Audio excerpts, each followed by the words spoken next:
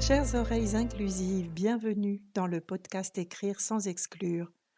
Je m'appelle Isabelle Meurville, je suis traductrice et formatrice indépendante en français inclusif. Dans cette saison 2 du podcast, je tends le micro à des responsables de services ou d'organisations qui ont choisi la communication inclusive.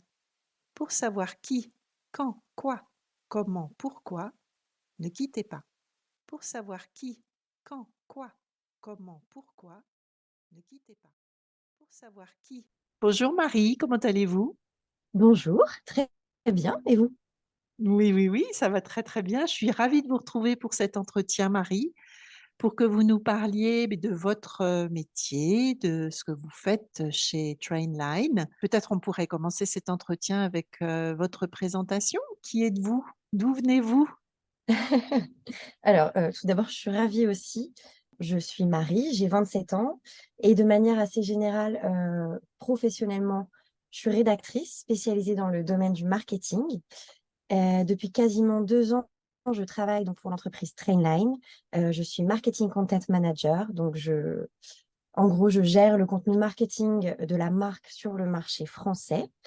Et d'où je viens, en fait, j'ai un parcours très littéraire. J'ai fait un baccalauréat littéraire. Ensuite, j'ai intégré une université en sciences humaines. Et mon parcours a un peu bifurqué après avoir étudié la psychologie. Euh, En fait, j'ai compris que c'était pas forcément la voie qui m'était destinée, mais qu'il y avait quelque chose qui m'intéressait énormément dans la communication globale, dans les relations humaines. Donc voilà, j'avais des doutes, je n'étais pas certaine de ce que je voulais faire de ma vie, mais j'avais des petites clés qui commençaient à apparaître. Et donc, je suis partie 1 an aux États-Unis, j'ai été fille au pair à New York, et je suis revenue C'est avec... dur. C'est dur de revenir d'un an à New York. C'est dur de revenir, oui et non. J'avais une partie de moi qui voulait revenir un peu pour des raisons très, très, très, très simples. En fait, j'avais envie de revoir ma famille, mes amis, la vie à la française, enfin, la gastronomie principalement me manquait. Mais On a des arguments, hein. ouais, on a des arguments.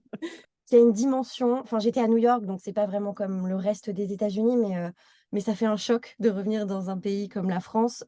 J'adore notre pays, mais on voit pas les choses de la même manière, on n'entreprend pas de la même manière. Ça m'a beaucoup apporté. Je suis revenue avec donc cette bille en plus dans mon jeu et j'ai intégré une école de marketing et de communication, pardon, spécialisée dans le secteur du luxe. La communication m'a énormément plu, c'est ce que enfin, c'est ce à quoi je m'attendais pendant mes études à l'EIML, donc fait une alternance au sein du groupe Galeries Lafayette. Et en fait, c'était entre 2017 et 2020, donc vraiment les années Covid, les années où on a commencé à se Mm. rendre compte vraiment, ça fait un moment qu'on en parle, mais des conséquences du dérèglement climatique, de beaucoup de choses de cet ordre-là. Et donc mon engagement a grimpé petit à petit, a augmenté. Ça a pris une place dans ma vie, une vraie place dans ma vie. J'ai choisi de garder la partie communication marketing, mais de bifurquer vers quelque chose qui m'intéressait vraiment. Enfin, j'avais envie que mon travail de tous les jours ait un sens. Et donc, c'est comme ça que je suis arrivée chez Trainline. Voilà, c'est une entreprise qui est engagée par essence. J'imagine que je vais en parler un peu plus après, mais voilà, c'est ce que je voulais faire à ce moment-là de ma vie. Bon, c'est très joli votre formule, Marie, de dire que Trainline est engagé par essence. Oui, c'est la raison principale pour laquelle j'ai choisi Trainline, donc je pourrais en parler des heures. Bon, bon, bon, très bien. Eh ben alors, on va parler de carburant, de transition et de transport et de mobilité. Alors donc, par rapport à Trainline, à l'organisation, vous pouvez nous en dire un petit peu plus? Bon, on entend déjà que le nom, il parle un petit peu de lui-même aussi. Ouais. Mais alors, racontez-nous, qu'est-ce que fait Trainline exactement? Alors, de manière très simple, Trainline, c'est un agrégateur. Donc, c'est une plateforme, un site et une application qui vont permettre de comparer et de réserver des billets de train et de bus. Donc, ça, c'est voilà, la présentation très simple. Et la présentation un peu plus marketing. On est l'app leader pour la réservation de trains et de bus en Europe. Donc, Hmm. évidemment, on est présent dans les pays qui ont un réseau ferroviaire très développé, donc la France, le UK, l'Espagne, l'Italie, voilà. Présent dans toute l'Europe. Pour vous donner des chiffres, on vend les billets de plus de 270 compagnie de train et bus dans 45 pays d'Europe. Waouh. Heu, voilà et donc ça, c'est pour la partie un peu plus technique, la présentation, de Trainline et voilà, c'est une entreprise à mission, donc comme je le disais tout à l'heure, qui est engagée par essence parce que déjà, on vend des billets de train et de bus. Le train, c'est la mobilité la plus verte quand on parle de mobilité longue distance. Son objectif principal, c'est d'impliquer de plus en plus de personnes dans ces choix verts, de faciliter ces choix verts et donc la mission, de Trainline, pour laquelle je travaille tous les jours, c'est vraiment, de simplifier les voyages, en fait. On travaille énormément sur notre produit pour l'optimiser au maximum, de manière à créer une expérience voyage qui soit la plus simple et la plus facile possible, pour notre clientèle, comme j'aime l'appeler dans la communication Trainline, on accompagne nos clients et nos clientes de la manière la plus aboutie que l'on ait pu, mettre en place pour l'instant. Donc on a un espèce d'accompagnement aux petits oignons, comme je le dis et voilà, en fait, l'objectif, c'est vraiment que, que tout le monde puisse trouver le billet qui lui convient le mieux, au meilleur prix, sans se prendre la tête. Prendre le train sans se prendre la tête, en gros. Oh, ça, c'est une jolie formule, ça, de communicante professionnelle. Ouais, prendre le train sans se prendre la tête. Ok, super. Très, très intéressant. C'est vrai que ça répond du coup très, très bien à vos valeurs voilà, de mobilité verte, de mobilité Mmh. propre et de respect de l'environnement et puis de toutes ces volontés individuelles et collectives de respecter l'environnement qui sont de plus en plus pressantes, indispensables. Certaines personnes disent qu'on est au pied du mur déjà, mais bon, Ouais, voilà. ouais. Allez, point de suspension. Donc, vous avez trouvé un super boulot qui correspond à vos valeurs. Et c'est toujours plus facile de se lever le matin quand on travaille de manière alignée avec ses valeurs personnelles. On ne se coupe pas en deux. Alors, plus précisément, comment communique Trainline? Parce que ça va être un petit peu le sujet de ce podcast sur l'écriture inclusive appliquée dans les entreprises. Quels sont les types de communication qu'a Trainline? Donc, vous nous avez parlé d'un site web, d'une appli. J'imagine que vous communiquez aussi avec votre clientèle. Oui, en gros, le contenu chez Trainline, il est séparé en 3 branches principales. Donc il y a le contenu marketing, donc le contenu que je crée moi pour la France. Je fais partie d'une équipe, dans laquelle on a, un ou une copywriter, pour le pays dédié. Donc c'est en gros nos marchés principaux dans lesquels on est spécialisé, donc la France, comme je le disais, l'Espagne, l'Italie, l'Allemagne, le UK, voilà. On a la seconde branche, c'est une partie plutôt UX writing et localisation. Donc c'est vraiment, de la création de contenu destiné à l'app et au site Trainline. Donc en gros, le contenu produit, pour faire simple. Et la troisième branche, c'est la branche SEO, donc ça fait partie du marketing, mais c'est vraiment du marketing spécialisé. En fait, c'est tout ce qui a trait au référencement naturel. Donc ça, c'est les 3 branches principales et en termes de création de contenu et de personnes qui vont, parler, au nom de Trainline, on a aussi la branche, PR, relations publiques. Donc la branche, dans le PR, il y a, le corporate et le consumer. Donc voilà. Je pense que c'est à peu près les 4 entités qui composent le contenu chez Trainline, qui sont toutes à peu près à destination des mêmes personnes, en fait, la clientèle Trainline, les personnes qui vont voyager en nous utilisant. Donc, on travaille un peu main dans la main, les unes avec les autres parce que pour le coup, pour la France, c'est des femmes qui rédigent le contenu. Donc, vos enjeux, c'est de fidéliser une clientèle en lui simplifiant la tâche pour sa mobilité, train et bus, Oui, un alors petit peu en fait, partout en Europe et dans plusieurs langues. c'est ça. En fait, en fonction des pays, on va avoir un peu des enjeux différents, mais qui vont tous un peu, aller dans la même direction. En fait, c'est vraiment simplifier la vie des personnes qui désirent voyager et en fait, je pense que ça s'articule autour de plusieurs points. C'est vraiment, montrer aux gens il y a beaucoup de gens qui soit ont peur de prendre le train, soit, ont l'impression que ça va être compliqué. Je sais que le voyage, chez beaucoup de personnes, ça génère du stress, chez c'est mon cas aussi. Donc vraiment, essayer de retirer cette partie-là du voyage, retirer toute la partie stress, complications. Comment je vais faire pour trouver le meilleur prix? Comment je vais faire pour, voyager à l'heure, le jour que je veux? Voilà. Faciliter au maximum toutes ces démarches-là pour un peu, comme si on essayait de créer un voyage clé en main un peu pour la personne, de lui dire: «Voilà, tout a été fait pour vous, pour que l'expérience soit facile». Essayer de leur montrer qu'en France, par exemple, pour les voyages domestiques, c'est pas forcément plus compliqué de prendre le train que de prendre sa voiture, que même dans beaucoup de cas, ça va simplifier la vie. On voyage de centre-ville en centre-ville, enfin voilà. C'est aussi une mobilité, qu'on peut privilégier facilement pour voyager en Europe, que ça s'arrête pas à nos frontières, que vraiment c'est, enfin, comme j'aime à le dire, ça nous permet de sillonner le monde et pas de le survoler. C'est vraiment, ça fait partie du voyage. Donc c'est vraiment ces 2 dimensions, simplifier la vie et vraiment, montrer ce côté un peu aspirationnel qu'en fait le train c'est agréable, c'est une vraie expérience en soi et voilà.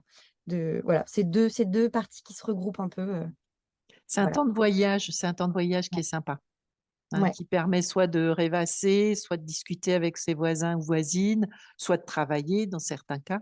Mais c'est Mmh, un temps de voyage très agréable. Moi, c'est vrai que j'apprécie beaucoup ces moments-là, un petit peu, on est pris en charge ouais. complètement, et puis on peut se consacrer entièrement à quelque chose d'un petit peu intemporel comme ça, ouais. De Ouais, c'est vrai. Mmh. regarder le paysage qui défile, Ouais. ou Mmh. discuter avec quelqu'un qu'on n'avait juste aucune chance de rencontrer autrement. Mmh. Non, Ça, c'est c'est vrai, chouette. ouais. C'est vrai que enfin, je remarque ça même de plus en plus maintenant, c'est vraiment convivial le train, en fait. Qu'on veuille ou non parler avec les gens qui sont autour de nous, on peut le faire et on peut vraiment faire des rencontres facilement et ouais, Ouais, il y a cette dimension-là dans le train, c'est assez magique. Mmh. c'est vrai. Alors, quand on est le premier agrégateur train et bus en Europe, les enjeux, c'est quoi? À part le rester. Du coup, c'est facile Ouais, alors ou toujours dans c'est ces difficile? ah, bah, en fait, je pense qu'il y a rien n'est jamais vraiment facile sauf pour la clientèle Trainline, celle-là était un peu, facile à faire Ouais, je vous ai mais tendu la perche. mais en fait, je pense que enfin, les enjeux, en fait, le premier enjeu, celui dont je parle depuis tout à l'heure, c'est vraiment, mettre en avant cette mobilité verte et la facilité. Montrer qu'en fait, on peut tous être écolo et enfin, que chaque personne peut, faire ressortir cette partie-là sans même en avoir conscience, en fait. Faire ces choix-là facilement sans en avoir conscience. Et la deuxième partie, je pense que le train, enfin, ça fait 200 ans qu'il y a des trains qui circulent, même plus, enfin, à travers le monde. C'est par période, en fait. En France, je pense qu'on est très attaché au train parce que la SNCF est là depuis longtemps. Enfin, beaucoup de personnes, beaucoup de Français et de Françaises ont déjà pris le train dans leur vie. Et c'est vraiment, il y a de plus en plus d'acteurs qui arrivent sur le marché, de compagnies ferroviaires. Mmh, Et je pense que l'autre enjeu, c'est vraiment d'essayer de créer un produit et une offre qui soit la plus complète possible pour que, vraiment en France, on a de l'agrégation que depuis, fin 2021. Il y a mmh. Trenitalia qui est arrivé sur le trajet Paris-Lyon-Milan, que Oui. l'on vend. Donc en fait, on commence à vraiment avoir ce enfin cet attrait de la comparaison en fait sur Trainline. Les gens viennent, aussi, chez nous parce qu'en comparant les billets, on peut vraiment trouver, l'horaire qui nous convient le plus, le prix, qui nous convient le plus et je pense que c'est vraiment ça, il y a de plus en plus d'acteurs qui arrivent, il y a Railcoop qui va arriver aussi en France et c'est vraiment d'essayer de construire cette relation avec les compagnies ferroviaires pour créer un produit qui soit le plus finalisé, le plus optimisé, le plus utile possible aussi, que les gens viennent Mmh, chez Trainline et qu'il y ait pas d'autres recherches à faire en fait, que ce soit mmh. vraiment, enfin, en quelques clics, en quelques secondes, on a accès à toute l'offre de train pour justement faciliter cette prise de décision et cette expérience. Donc, de ce fait, la communication et chaque mot sont hyper importants. Donc, vos contenus, les contenus, et puis la succession des menus sur l'application, sur le site web, tout ça, c'est hyper important pour créer cette ambiance, cette volonté de faciliter la vie, de dialogue, de communication, de motivation et de sensibilisation à l'écologie, à la protection de l'environnement. Comment est-ce que l'écriture inclusive, le français inclusif rentre dans votre démarche de communication alors? En fait, moi, j'écris du contenu en français, donc je vais Mhm. principalement parler pour le français, mais comme je vous le disais, on travaille avec les langues des marchés principaux, sur lesquels enfin, dans lesquels Trainline est présent. Donc, le français, c'est une langue genrée, mais c'est le cas aussi de l'allemand, de l'espagnol, de l'italien, voilà. Euh, on- je pense que c'est quelque chose qui va venir, mais pour l'instant, moi, je me suis engagée dans ce processus-là de mise en application de l'écriture inclusive dans notre communication. Pour le moment, depuis à peu près l'été dernier, j'ai commencé à rédiger l'intégralité des contenus marketing de Trainline en français inclusif. Je pense que c'est pas forcément une phase de test, mais c'est vraiment, en fonction du canal marketing que l'on va choisir, on va avoir certaines contraintes. Il y a un travail un peu d'adaptation en fonction du canal, en fonction de la campagne, en fonction de ce que l'on a à dire. Et oui, comme on est dans le secteur du ferroviaire, on est dans un secteur qui est un peu difficile à appréhender. Je pense que quand on prend le train, on ne veut pas forcément s'intéresser à tout ce qu'il y a derrière, mais un secteur complet, technique. Nous, en plus, on est une entreprise de tech, donc pareil, on est dans des sujets techniques. Et je pense que là, l'enjeu, c'est vraiment de, de rendre le compliqué facile, en fait, même dans le contenu, de créer un message clair. L'écriture inclusive est en train de devenir l'un des piliers de cette clarification du message. Donc, pour l'instant, c'est le cas dans le marketing depuis à peu près l'été dernier. En fonction des supports, il y a des supports qu'on utilise depuis des années. Donc, petit à petit, je fais un travail un retravail justement de ces supports-là pour qu'ils soient en accord avec l'écriture inclusive et les piliers qu'on a développés pour la rédaction. En fait, on est en plein dans la création d'une stratégie d'équipe contenu. Comme je vous le disais, on est plusieurs plumes chez Trainline. On respecte chacune le tone of voice de la marque, mais on a chacune notre manière d'écrire, on a chacune nos contraintes différentes. En SEO, on va avoir beaucoup de contraintes liées aux mots-clés, aux caractères. Dans le contenu produit, c'est la même chose. C'est des contenus très courts. On a des informations qu'il faut absolument délivrer. Donc voilà, des, en fonction de l'équipe et de la spécialisation, on ne va pas avoir les mêmes contraintes, donc on n'appréhende pas le sujet de la même manière. Mais on est voilà, en plein dans la construction de cette stratégie ensemble. On est toutes alignées sur le fait que c'est quelque chose qui nous parle et que c'est utile et qu'on estime que c'est un sujet juste qu'on veut défendre. Mais voilà, c'est un projet qui est en train de mûrir chez Trainline d'être construit. Vous avez trouvé un terreau fertile en arrivant. Oui. Ouais, enfin, je le disais tout à l'heure, enfin, en plus de son, de l'objectif un peu green de l'entreprise, c'est une entreprise qui est vraiment engagée, qui porte des valeurs et je pense, enfin, qui les incarne vraiment. euh, il y a beaucoup, enfin, toutes les valeurs tournent vraiment autour de une équipe, vraiment que chaque personne soit capable de trouver sa place, qu'on mette en avant la diversité. On a enfin, des dizaines et des dizaines de nationalités différentes. Il y a beaucoup de langues différentes qui sont parlées. Tout le monde apporte un peu sa culture, sa manière de voir les choses, de voir la vie, de voir, enfin, d'appréhender son travail. Et je pense que vraiment, enfin, ça coule de source, en fait. Ça va avec ce que l'entreprise veut créer en interne et en externe. Pour moi, ça fait totalement sens. En fait, quand j'ai commencé à en parler, en fait, mes deux managers sont l'une est américaine et l'une est sud-africaine, donc elles parlent toutes les deux l'anglais, c'est leur langue maternelle. Il n'y a pas les mêmes contraintes en anglais et en français. Et quand j'ai parlé de ce sujet-là, du fait que je voulais me former voilà, en écriture inclusive, que je voulais vraiment que la voix de Trainline le devienne, ça a fait sens directement. En fait. Ça va dans le sens de ce qu'on veut faire, de ce que Trainline est, je pense. Et donc, enfin, c'est comme si c'était un peu la suite la suite naturelle des choses. On accroche les wagons et on continue. C'est ça. Belle métaphore. Mais que de métaphores aujourd'hui, que de métaphores. Donc, vous êtes arrivé sur un terreau fertile, on est d'accord là-dessus, Mhm. au niveau des valeurs qui rejoignaient les vôtres. Mais donc, vous êtes arrivé déjà en étant préparé aussi. Comment est-ce que vous avez eu connaissance du français inclusif à titre personnel, à titre professionnel? Est-ce que vous êtes féministe? Est-ce que vous avez eu des lectures, des rencontres marquantes? Qu'est-ce que vous pouvez nous dire de votre mûrissement, de votre préparation au français inclusif? Je pense que j'ai toujours été un peu engagée depuis un peu aussi loin que je me souvienne. Ma maman est très engagée depuis toujours. Ces dernières années, j'ai un peu eu des prises de conscience sur plein de sujets différents. Donc, je le disais pour l'écologie, ça a été le cas du féminisme aussi. Je pense que tout va ensemble. C'est un peu, enfin, tous les combats, j'aime pas forcément appeler ça des combats, mais toutes les luttes sont un peu liées. Je pense que qu'on est beaucoup à essayer de rechercher un peu cette justice, mais globale, un peu sociale, environnementale, voilà. Oui, je pense qu'aujourd'hui, je peux dire que je suis profondément féministe, que je suis vraiment à la recherche dans ma vie personnelle, mais du coup aussi dans ma vie professionnelle, de cette espèce d'équilibre de comment est-ce qu'on peut faire pour arriver à l'égalité, à trouver une manière pour faire un clin d'œil au nom de votre formation, d'inclure tout le monde, que personne ne se sente exclu.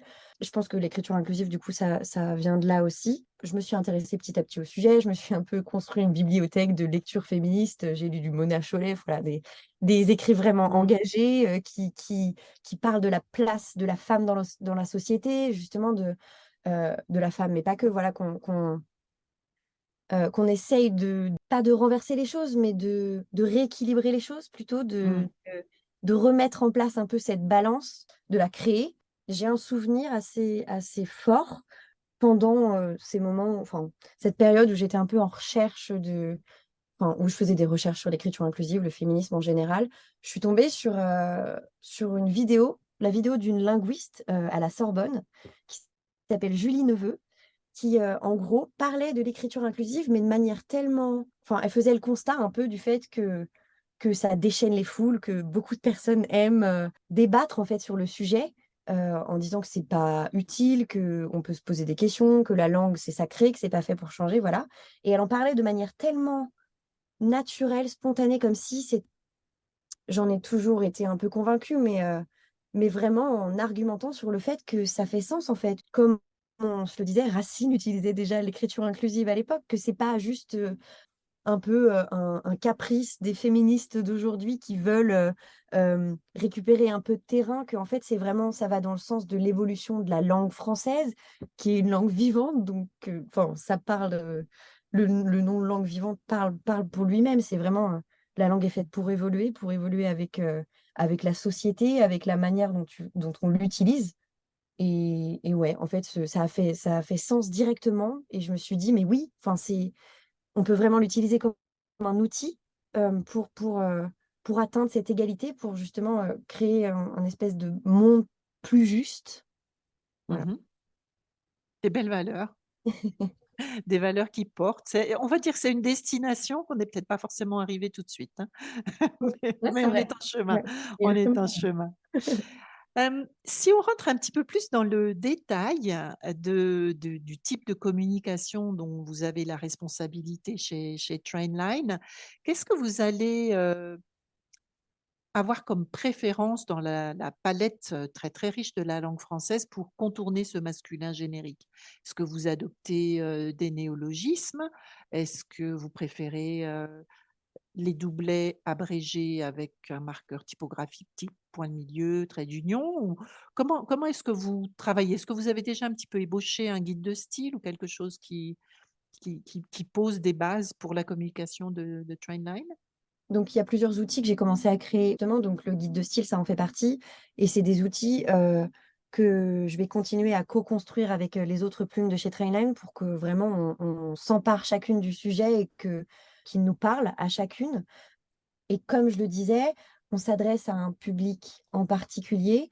Et l'idée, c'est vraiment pas de compliquer les choses ou de rendre le propos incohérent, parce qu'on parle déjà parfois de choses compliquées qu'on essaye de rendre Mmh. simples. Et donc, en fait, mon objectif, c'est vraiment de l'utiliser de la manière la plus naturelle possible. Presque qu'on puisse même pas se rendre compte, en fait, en lisant, qu'on a fait l'effort d'écrire de manière inclusive, euh, parce que ça paraît naturel, en fait, et parce que ça l'est pour moi, mais que, que personne ne puisse dire, ça me dérange. Je pense que ça peut être le cas si on utilise par exemple, 10 marqueurs typographiques dans une phrase. Enfin, je pense que personne ne fait vraiment ça dans Non, l'idée, mais sauf vraiment, caricature. oui, voilà. Vraiment, enfin, je l'utilise de manière plus engagée dans ma vie, peut-être, de manière plus militante, mais dans ma vie personnelle. Mais là, voilà, chez Trainline, c'est vraiment cette idée-là. Donc, comme on l'a dit tout à l'heure, en fonction du support et des contraintes, donc si je dois créer un contenu long ou court, je vais privilégier, certes, certaines alternatives, certains outils. Donc, les termes épicènes, j'en utilise beaucoup. Les doublets, je vais les utiliser principalement dans les emails parce qu'on a plus de place, qu'on peut dire plus de choses. Euh, je sais que ce que je fais aussi beaucoup, avant même d'essayer de changer, enfin, de trouver une autre stratégie, c'est de périphraser, de reformuler ma phrase, d'essayer de voir comment je peux dire les choses d'une autre manière pour que je n'ai même pas posé la question de si la phrase est inclusive ou non. Et voilà, je sais que enfin, j'utilise un peu, j'utilisais avant la formation déjà une palette de plusieurs outils et je pense que maintenant c'est encore plus le cas. Des fois, je vais choisir un infinitif par exemple ou omettre complètement le mot qui me pose problème parce que parfois ça change pas du tout le sens de la phrase. Euh, voilà, je pense que ce que j'essaye d'éviter au maximum, c'est les marqueurs typographiques. Je sais que ça m'est arrivé là dans les 6 ou 7 derniers mois d'utiliser peut-être 2 ou 3 fois le point médian parce que je voulais absolument utiliser le mot dont il était question et que j'avais pas d'autre solution. Et que pour moi, le point médian, c'est vraiment le marqueur typographique qui gêne pas du tout la lecture, en fait, presque qui la rend fluide, qui va avec le reste des caractères de la phrase. Voilà. Et donc, je pense que les contraintes, c'est principalement des contraintes de taille, en fait. Par exemple, quand on fait des pubs PPC, on va avoir, par exemple, une publicité où on a 30 caractères dans le titre et 30 caractères pour donner plusieurs informations, ça peut être compliqué. Donc voilà, c'est plus ces questions-là. Par exemple, j'utiliserai jamais le doublet dans des contenus qui sont très courts parce que sinon, j'aurais plus la place de rien dire d'autre. En tout cas, je pense que ça avait rien de compliqué en soi et que presque, je le vois comme un jeu, en fait, comme un peu le fait de l'idée de jouer avec la langue, de mettre en place des petites stratégies, de changer des mots. Et maintenant, l'écriture inclusive m'a aussi permis d'utiliser des mots, enfin, à la place du terme voyageur, qu'on a tendance à beaucoup utiliser parce qu'on est dans le secteur du voyage, donc c'est clairement la cible à laquelle on s'adresse. J'utilise le mot trainliner, et en fait, je me suis rendu compte qu'en plus d'être une bonne alternative, parce que, enfin, un mot anglophone non genré, ça apportait aussi une dimension émotionnelle un peu. Enfin, on parle vraiment de la communauté Trainline, des personnes qui nous ont choisis, qui font partie de l'aventure avec nous. Ça a été quasiment que du positif de mon côté depuis la mise en place de l'écriture inclusive. C'est un joli épicène, hein, ce Trainliner, Ouais. effectivement. Hein. Ça va limiter les usagères et les usagers, voyageurs et voyageuses, etc. Donc, jolie trouvaille, bravo. Alors, vous avez commencé à nous parler tout à l'heure, Marie, des outils que vous mettez à disposition en interne pour harmoniser votre communication. Quel développement est-ce que vous voyez autour de ces outils-là? Je crois que vous avez fait des choses un peu spéciales au niveau du 8 mars, au moment du 8 mars. Ça, je vous laisse nous raconter, puis qu'est-ce qu'il en a résulté? Qu'est-ce qu'il en a découlé? Je pense qu'il y a plusieurs types d'outils. Du coup, il y a les outils que j'ai commencé à créer et qu'on va co-construire, comme je le disais, avec les autres plumes de chez Trainline. Le premier, donc, c'est ce guide de style, un peu les règles de qu'est-ce qu'on privilégie, qu'est-ce qu'on veut éviter à tout prix, comment est-ce qu'on voit l'écriture inclusive au sein de chez Trainline. Le deuxième outil, c'est un outil plus global lié au contenu, c'est le tone of voice de la marque. En fait, c'est un tone of voice qui est très travaillé, qui est vraiment abouti, qui laisse pas vraiment de place au doute, en fait, qui du coup s'adresse à toutes les personnes qui vont rédiger et qui vont parler au nom de Trainline. Et dans ce tone of voice qu'on est en train de revoir en ce moment, il y a une partie qui parle justement de diversité, d'inclusivité, de ce côté-là dans les langues enfin, pour lesquelles ça a du sens, donc les langues genrées. Le troisième outil en tant que tel, c'est un outil que j'ai commencé à créer pendant la formation aussi, qui est une espèce de bibliothèque des alternatives, donc avec tous les termes qu'on utiliserait presque naturellement dans la langue genrée, qui sont enfin, voyageurs, clients, tous ces termes-là, avec à côté les alternatives qu'on peut utiliser pour les remplacer, pour que n'importe quelle personne chez Trainline qui veut utiliser ces mots n'ait pas à faire les recherches, d'une part, et soit alignée avec le reste de notre communication. Donc, voilà, voyageurs, comme je disais, le remplacer par des termes comme trainliner, la communauté trainline, mais par d'autres mots comme globetrotter qui sont pas genrés. Client, on a donc ce qu'on disait, enfin le doublet cliente et client. Il y a le terme épicène de la clientèle. Enfin voilà, on a cette bibliothèque regroupe un peu tous ces mots, donc je pense qu'elle sera en constante évolution parce qu'on va ajouter des mots au fur et à mesure. Mais voilà, l'idée, c'est vraiment de la co-construire avec les plumes de Trainline et ensuite de la partager avec le reste de l'entreprise. Chez Trainline, c'est vraiment, il y a une place pour tout le monde et je pense pour chaque engagement. Et comme, enfin, il y a plusieurs activités qui ont été mises en place la semaine du 8 mars, donc la journée des droits des femmes, c'était le mercredi. Mais par exemple, on a des bureaux dans plusieurs pays en Europe, donc dans nos marchés principaux.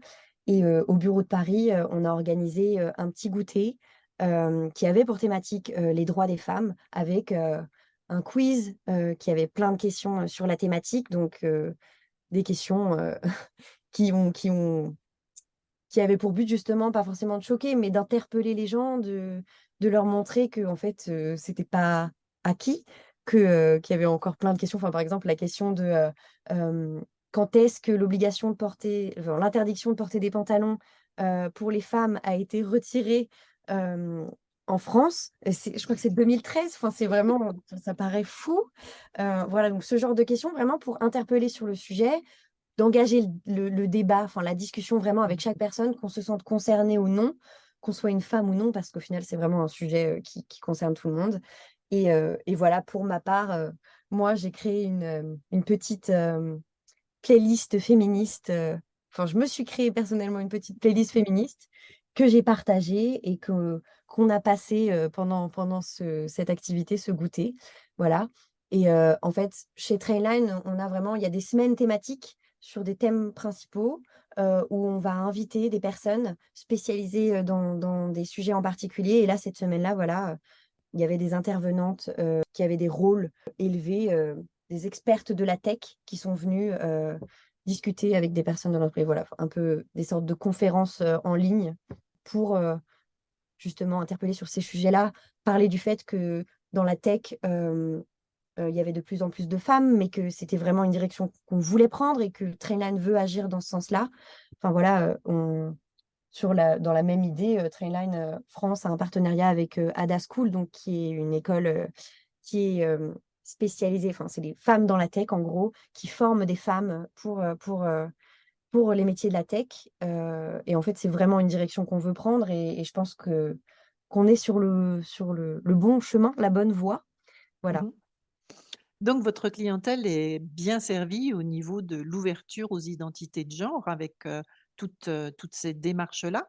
On peut imaginer qu'il y a malgré tout une fraction de clientèle qui serait peut-être pas d'accord avec, l'apparition du point milieu dans certains courriels, par exemple, ou dans certaines communications. Est-ce que vous avez des remontées, de gens, énervés, fâchés, pas d'accord? En fait, je pense que la meilleure manière de tester un contenu en marketing, c'est de le lancer, en fait, de le créer et de l'envoyer Allez. à son public. Et en fait, dans notre secteur, c'est vraiment le cas. Le secteur du ferroviaire, c'est le cas, mais je pense que c'est le cas euh, dans beaucoup d'entreprises et dans beaucoup de secteurs. Quand les gens sont pas contents, on n'a pas besoin de leur demander. On le sait directement, on reçoit des réponses directement. Et je pense que là, le sujet parle de lui-même, mais depuis la mise en place de l'écriture inclusive chez Trainline, donc à peu près depuis l'été 2022, on n'a reçu aucune réaction, en sachant qu'on envoie des emails régulièrement, qu'on communique de cette manière-là sur les réseaux sociaux, qu'on a fait des campagnes à grande ampleur. Euh, donc voilà, on a fait des campagnes télé, des campagnes d'affichage, voilà, qui étaient aussi inclusives que possible. Et on n'a reçu aucun retour, ce qui est une très bonne chose parce que voilà, ça arrive parfois de faire quelque chose qui génère des réactions négatives, mais je croise les doigts pour que ça continue comme ça. Et je pense que Mmh. ce que j'essaye de faire vraiment avec l'écriture inclusive chez Trainline, c'est comme je le disais, de la rendre la plus digeste et la plus presque d'écrire pour convaincre un peu, pour convaincre bien sûr de choisir Trainline pour voyager, mais aussi pour convaincre que l'écologie, c'est pas si chiant que ça, que l'écriture inclusive, c'est pas si compliqué que ça. Peut-être que ça porte ses fruits, mais en tout cas, pas de nouvelles, bonnes nouvelles. Oui, oui, oui, non, je pense que quand les gens sont pas contents, ils le disent plus facilement que quand ils sont contents d'ailleurs, Ouais. hein. C'est vrai qu'on a quand même tendance à aller râler, plus facilement qu'à aller dire, bravo. Donc on a parlé des besoins de la clientèle, on a parlé, de technologie aussi.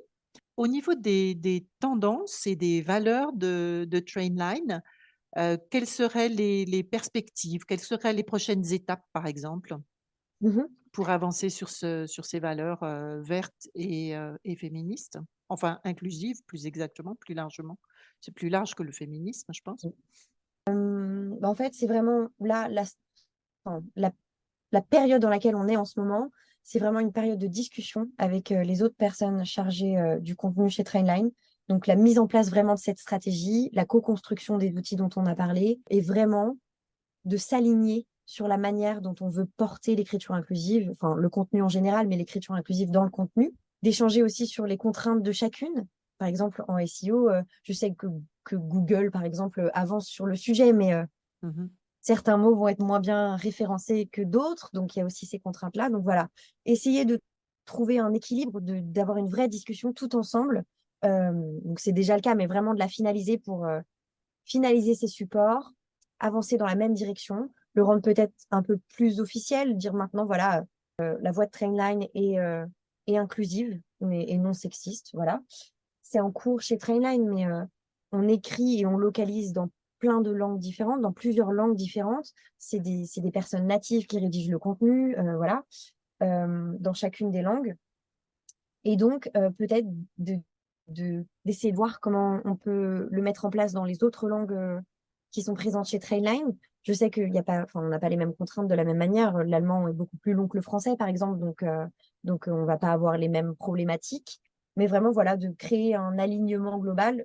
Enfin, c'est l'un des objectifs principaux du contenu. On a des réunions récurrentes pour s'aligner sur la manière dont on perçoit le contenu, pour échanger sur les sujets qu'on couvre chacune et chacun, mais vraiment aller dans cette direction-là. L'inclusivité, c'est un peu enfin, ce que je viens de dire, voilà, pour l'inclusivité. Et pour la partie plus écolo, et en France, on commence à parler de plus en plus de l'attrait écologique du train dans nos communications, mais aussi dans le produit. C'est vraiment quelque chose qu'on met en place de plus en plus. Je pense que là, ça va faire peut-être une année que ça fait vraiment partie de notre communication. Donc, ça a toujours fait partie des valeurs de Trainline. Mais maintenant, on essaye de le mettre en place aussi en externe, dans notre communication externe, d'en faire l'un des piliers de Trainline, de montrer qu'on est présent dans cette thématique-là. Et pour vous donner un exemple, en janvier, on a lancé une campagne avec SIG, donc c'est le pôle communication du gouvernement français. Et en fait, on a lancé une campagne dans le cadre de leur campagne globale des gestes, de chaque geste compte, des gestes pour réduire sa consommation d'énergie. On a créé une campagne, voilà, avec le SIG pour mettre en avant vraiment le train en tant qu'éco-geste et le fait que on peut voyager vers simplement en choisissant le train, mais aussi en mettant en place plein de petites actions. Donc, dans les éco-gestes du gouvernement, il y avait par exemple éteindre ses prises quand on part de chez soi. Et ben ça fait totalement sens dans le contexte du voyage. C'est vraiment partir de chez soi, s'assurer qu'il n'y aura pas d'énergie inutile qui sera utilisée, choisir le train, emmener sa gourde dans le train. Enfin voilà, plein de petits éco-gestes qui finalement, mis bout à bout, font qu'un voyage classique peut devenir un voyage écolo sans le rendre moins attrayant ou plus compliqué. Voilà. Donc on met en place voilà, ce genre d'opération pour parce qu'en fait, on s'est rendu compte, dans le cadre de cette campagne, le pôle Relations publiques a fait une enquête avec le gouvernement et un institut d'opinion. Et on s'est rendu compte, en fait, que les gens n'étaient pas forcément au courant, même ceux qui prennent beaucoup le train, que c'est un éco-geste, en fait, que c'est vertueux, que choisir le train plutôt que l'avion ou la voiture, ça réduit considérablement l'impact qu'on a sur la planète. Voilà, donc je pense qu'on a aussi un rôle à jouer dans le fait d'aider les gens à en prendre conscience. Bravo, belle démonstration, complète. Alors, deux dernières questions, Marie, avant de nous quitter. L'avant-dernière question, c'est est-ce qu'il y a quelque chose que vous auriez aimé savoir plus tôt et qui aurait facilité votre démarche? En fait, c'est une recommandation que vous feriez maintenant aux personnes qui hésitent à se lancer et à adopter la communication inclusive. La première chose, je pense que j'aurais aimé faire la formation avec vous plus tôt. Ça, c'est adorable. Parce Mais qu'en fait, sinon, enfin, voilà, pour, pour, pour plusieurs raisons, en plus parce que j'avais déjà des clés, mais vraiment découvrir d'autres clés et d'autres outils pour mettre en place l'écriture inclusive de manière plus simple. Et en fait, en ayant toute cette palette d'alternatives, on se rend compte que finalement, c'est, c'est facile en fait et que c'est un peu comme un jeu d'avoir aussi enfin, de peut-être me renseigner plus sur l'historique de l'inclusivité dans la langue française pour plusieurs raisons, parce que pour pouvoir répondre quand un débat s'engage, montrer que ça fait sens en fait, que c'est juste la logique des choses, de tendre vers l'écriture inclusive, que d'ailleurs il y a plein de pays dans lesquels c'est déjà le cas, on en a parlé, le Québec, la Suisse, voilà, qui sont super en avance sur mm, ces questions-là et que ça ne pose pas de problème. Voilà. Et la troisième chose, peut-être, c'est de ne pas l'aborder comme un combat. Enfin en fait, j'ai l'impression qu'on en a tellement fait un débat entre personnes que ça va gêner à 1000%, qui vont vraiment défendre l'idée selon laquelle la langue c'est sacré, qu'on n'y touche pas, que c'est problématique de vouloir la faire changer, et d'autres personnes qui vont peut-être essayer de se dire mais non, il faut vraiment que ça évolue. Et en fait, peut-être de se dire enfin, qu'on n'est pas obligé de tendre vers ça. En fait, que ça peut vraiment être une espèce de création commune, enfin, que l'un n'empêche pas l'autre, que c'est pas parce qu'on fait évoluer la langue qu'on la change foncièrement, que c'est peut-être juste en fait la logique de ce que veut la langue française. Enfin, je sais pas, je sais que j'ai parlé de tout ça avec mon papa récemment, et juste en lui disant, mais enfin, dans les mots, si tu ouvres un dictionnaire aujourd'hui, enfin, je sais pas, il y a 10% des mots que tu vas trouver dedans qui n'étaient pas dans les dictionnaires il y a 50 ans. Est-ce que ça veut dire pour autant que c'est mauvais, que c'est pas juste? Et en fait, je pense que ça a planté une petite graine qui germe. Je dis, mais en fait, oui, c'est vrai. Enfin, on parle pas du latin, on parle d'une langue qu'on parle tous les jours, qui évolue avec les personnes qui la parlent. Et que c'est ça qui est beau, justement, dans la langue française. C'est que, évidemment, il y a des enfin, je suis bien placée pour le dire, mais il y a des règles de grammaire, etc., qu'on respecte et qu'on veut respecter parce que la langue, c'est fait pour être entendue et comprise, mais l'un n'empêche pas l'autre, en fait. C'est le fait de la faire évoluer va justement recréer cette balance et faire en sorte qu'elle soit entendue et comprise par une majorité de personnes. Voilà. Donc peut-être ces trois choses. bon, super. Moi, j'aime bien effectivement l'aspect renouer avec le plaisir de travailler la langue, le plaisir de la manier et de sortir un petit peu des habitudes, des clichés, des stéréotypes, et même juste des tics d'écriture que l'on peut acquérir au fil du temps. C'est vrai que c'est un vrai plaisir de renouer avec le maniement, oui, d'aller chercher des idées un petit peu nouvelles, des termes qu'on Mm. n'utilisait pas avant, une Ouais, formule, voilà, peut-être passer de la voix passive à la voix active ou ce genre ouais. Mm, d'exercice est toujours mm. agréable. On en parlait pour. Moi, j'aime bien ce terme et je m'en souviendrai, je l'utilise maintenant. Mais pour parler des employés ou des personnes qui travaillent dans la tech, les as de la tech, c'est vraiment du coup enfin, un terme maintenant que j'adore et je me dis Les c'est as fou de en la fait. tech. Ouais. Bah On oui, crée c'est de nouvelles épicène, hein. formules. C'est épicène, ouais. On crée de nouvelles Ouais, ouais. formules qui sont parlantes et qui justement vont faire que rendre le terme encore plus positif. Donc, ouais. Super. Alors, dernière question pour les oreilles. Qu'est-ce que vous écoutez en ce moment? Est-ce que vous êtes encore dans votre playlist du 8 mars ou est-ce que vous avez varié? Qu'est-ce que vous nous recommanderiez? Alors oui, en fait, j'ai ma playlist du 8 mars, je continue de la nourrir petit à petit. Je suis un peu dans ma période chanson française. Enfin, j'ai des périodes comme ça où soit j'écoute que des musiques anglophones, voilà. Et là, je suis dans une période où j'ai besoin de chanter en français sur les musiques que j'écoute. J'écoute en ce moment pas mal de Louisa Donna, donc dans la thématique de l'engagement, voilà, C'est pareil, elle est psychologue en fait. Elle a un peu 2 vies professionnelles. Elle est psychologue, spécialisée un peu dans la gestion des femmes qui ont subi un traumatisme. Donc voilà, je pense que ça a un peu fait naître une vocation chez elle. Son autre casquette, c'est compositrice, et interprète et voilà, elle a pour l'instant, je crois qu'elle a 2 albums, qui sont très engagés. Je sais qu'elle parle de harcèlement de rue, de la place des femmes et sur des sons très pop. Donc ça fait du bien d'entendre des musiques, vraiment engagées, sur lesquelles on peut danser vraiment, qu'on écoute le message ou pas. Je pense que beaucoup de personnes peuvent apprécier son travail. Donc voilà, ce serait peut-être ma recommandation. Un titre en particulier de Louisa Donna? Hem, le titre sur laquelle je l'ai découverte, à la marche pour le futur l'année dernière. Donc, c'est une marche qui regroupait, les écolos, les féministes, voilà, plusieurs luttes en même temps. Une marche, ultra positive qui m'a vraiment redonné confiance, dans ces démarches-là. Et ça s'appelle «Pas moi». Voilà, donc je pense que c'est l'un de ses titres les plus streamés, les plus écoutés, l'un des plus connus et voilà, qui parle d'un peu, du positionnement des hommes, dans ce que l'on peut dénoncer en tant que femme et je pense que voilà, c'est elle est très sympa à écouter. Bon, pas moi de Louisa Donna. Eh ben, on va se quitter là alors. Merci beaucoup Marie pour, toutes ces explications, pour, votre engagement, pour votre bonne humeur et qui transparaît, j'en suis sûre aussi, à l'audio, à l'écoute de ce podcast. Merci beaucoup et au revoir.